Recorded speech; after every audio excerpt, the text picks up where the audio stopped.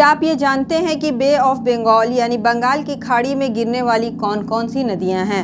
आइए एक नज़र में उन नदियों को देखते हैं उत्तर से दक्षिण के क्रम में। सबसे पहली नदी जो बंगाल की खाड़ी में गिरती है वो है ब्रह्मपुत्र नदी। दूसरी नदी है गंगा नदी। तीसरी नदी है स्वर्णरेखा नदी। चौथी मुख्य नदी है ब्राह्मणी नदी। पांचवी नदी है महानदी और छठी नदी है गोदावरी नदी। सातवीं नदी कृष्णा नदी है और आठवीं नदी जो है वो पेन्नार नदी है।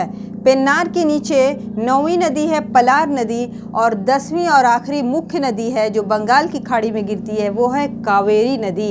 इसमें से गोदावरी नदी को प्रायद्वीपीय पठार, ये प्रायद्वीपीय पठार की सबसे लंबी नदी है, इसीलिए इसे दक्षिण गंगा भी कहते हैं। जबकि अपनी पवित्रता के कारण कावेरी नदी दक्षिण भारत की गंगा के नाम से जानी जाती है।